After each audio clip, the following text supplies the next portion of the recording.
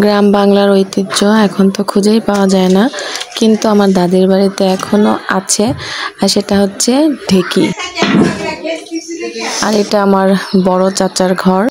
গ্রামের কিছু কিছু প্রচলিত ধারা অনুযায়ী মৃত ব্যক্তির পরিবার এবং আত্মীয় স্বজন সবাই একদম ধোয়াধায়ী যা কিছু আছে সবকিছুই সেরে নেয়। এগুলো কবরস্থানের রক্ত জবা ফুল। আসসালামু আলাইকুম রহমতুল্লাহ, কেমন আছেন সবাই? বাড়ি ঘর সবকিছুই সুন্দরভাবে পড়ে আছে, শুধু যেই মানুষটা আসল সেই নেই। তবুও সবকিছু ভুলে আস্তে আস্তে নিজেদেরকে স্বাভাবিক করার চেষ্টা করছি। আমার দাদার বাড়ি নানার বাড়ি গ্রামে আসবো, আমার মেয়ের পরীক্ষা শেষ হবে, তারপরে সবাই মিলে একসঙ্গে আসবো, এইরকম একটা প্ল্যানিং ছিল মনে মনে। আর তখন এসে আপনাদের সঙ্গে আমার পরিবারের সমস্ত যেই সব জিনিস এখন আপনাদেরকে দেখাচ্ছি সেগুলো দেখাতাম, কিন্তু আল্লাহ আমাকে এইরকম একটা পরিস্থিতির মধ্যে দিয়ে আজকে আপনাদের সঙ্গে সব কিছু শেয়ার করাবে, এটা আমি কল্পনাও করতে পারি না। আমি কত আশা করেছিলাম, আপনারা হয়তো বিশ্বাস করবেন কি না জানি না, আমি খুবই শখ করেছিলাম যে ডিসেম্বরে আমার মেয়ের পরীক্ষা শেষ হবে, সবাই মিলে একসঙ্গে গ্রামে যাব। কিন্তু আজকে আমাদেরকে আমার বাবা একা করে চলে গেল, যেটা ভাবতে গেলে কল্পনা করতে গেলে এখনো বিশ্বাস হচ্ছে না। মনে হচ্ছে আব্বুকে হয়তো ঢাকা রেখে এসেছি, আমরা গ্রামে বেড়াচ্ছি। কয়েকটা দিন থাকবো, তারপর চলে যাব। এর আগে অনেকবারই আব্বুকে রেখে আমরা গ্রামে এসেছি। আমার নানির বাড়ি দাদির বাড়ি যেহেতু খুবই কাছাকাছি, এবং আমার মামারা খালারা ফুপুরা সবাই বগুড়া শহরে বাসা বাড়ি করে থাকে। বাসা খালি করে আব্বু কখনোই আমাদেরকেও দূরে কোথাও রাখা পছন্দ করতেন না, এবং তিনি নিজেও থাকতে চাইতেন না। কিন্তু ভাগ্যের কি নির্মম পরিহাস যে আজকে সেই বাড়িঘর ছেড়ে সে একা একা মাটির বিছানায় শুয়ে আছে।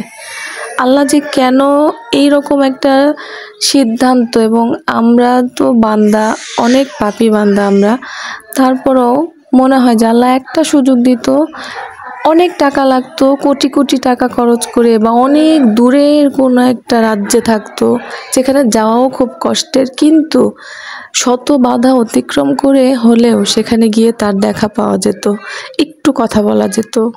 আবারও আসতে গেলে অনেক কষ্ট হতো, তবুও একটা শান্তি থাকতো যে হ্যাঁ ওইখানে গেলে তার দেখা পাবো। কিন্তু আল্লাহ তো কোনো সুযোগই দেয়নি। আল্লাহ হচ্ছে উত্তম পরিকল্পনাকারী। এটা একটা মনের, আমাদের মতো ক্ষুদ্র মস্তিষ্কে আল্লাহর সৃষ্টি রহস্য জানা সম্ভব না বা বোঝাও সম্ভব না।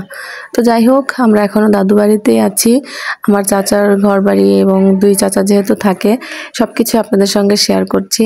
তারা এখনও বাড়িতে সেরকমভাবে বিল্ডিং বাড়ি করে নাই, কারণ যমুনা নদী একদম আমার দাদের বাড়ির কাছে। তো তারপরেও যেহেতু বাঁধ দেওয়া হয়েছে, বাঁধের কারণে নদী না ভাঙার সম্ভাবনাটাই বেশি।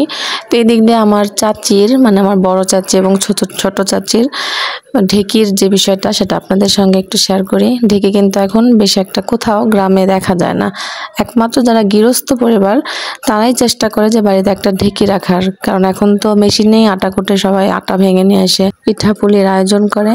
তো আমার চাচিদের এই জিনিসটা আমার কাছে খুবই ভালো লাগে যে তারা কখনোই আটা ভাঙা মেশিন থেকে আটা কুটে নিয়ে আসে না, নিজেরাই ভাঙে। হঠাৎ যখন খুব বেশি প্রয়োজন পড়ে বা শারীরিক কোনো ত্রুটি থাকে, তখনই তারা ঢেকির ছাড়া মেশিনে গিয়ে আটা ভেঙে আনে। এদিক দিয়ে আমার দাদু বাড়িতে এত সুন্দর একটা জবা ফুলের গাছ, যেটা আমি একদম ছোটবেলা থেকেই দেখছি। এই জবা ফুলের গাছের অনেক বয়স, তবে আনুমানিক কতটুকু বয়স তা কিন্তু আমি বলতে পারছি না। তো এখান দিয়ে অনেক আম ধরেছে, গাছে গাছে কাঁঠাল এসেছে, তারপরে তাল গাছে তো দেখতেই পেলেন কি পরিমাণ তাল এসেছে। তো আব্বু যদি গ্রামে এর মধ্যে আরও আসতো, হয়তো এগুলো আমরা পেতাম। শহরে চলে গেলে তার ওভাবে পাওয়া সম্ভব না। আমার বড় চাচা মসজিদে ইমামতি করে এবং উনি একজন মাদ্রাসার শিক্ষক। ছোট কাকা বিদেশ থাকতেন, 1 বছর হলে উনি দেশে এসেছেন, আর যাবে না। উনিও এই যে বাড়িতে সংসার করে, ধান পানের কাজ করে, পাশাপাশি ছোটখাটো ব্যবসা বাণিজ্য কিছু করছে। বড় চাচার 2 মেয়ে 1 ছেলে, ছেলে নৌবাহিনীতে কর্মরত, মেয়েও ঢাকা থাকে, ছোট মেয়ে বগুড়াতে থাকে, এবং ছোট কাকার মাত্র একটাই ছেলে। শুধু আমার বাবারই ছেলে নাই, আমরাই 3টা বোন, এবং আমারই বাবা চলে গেল। মানে বলে না মরার উপর খাড়ার ঘা, সেই রকমই কিনা, আল্লাহ ভালো জানে। আগেই তো বললাম আল্লাহ উত্তম পরিকল্পনা। এই লেবু গাছের লেবু আমার দাদির বাড়ির কেউ খায় না, বলে কি অনেক টক। তো লেবু তো টক হবেই, কিন্তু এত সুন্দর সেন্ট, স্মেলটা খুবই সুন্দর। আব্বু যে বাড়ি আসে সে বাড়ি এই লেবু গাছের লেবুগুলো নিয়ে যেত এবং এই লেবুর শরবত খেতে খুবই পছন্দ করত। তো এখন আমরা সবাই আছি, শুধু আব্বুকে এই লেবুর শরবত খাওয়াতে পারছি না। আমরা কিন্তু ঠিকই খেয়েছি সবাই, কারণ প্রচুর গরম পড়েছে। দিন যাবে, মাস যাবে, বছর যাবে, তারপর হিসাব করব 3 বছর 5 বছর, এরকম করে করে কার কতটুকু হায়াত আছে জানি না, আমিও মারা যেতে পারি।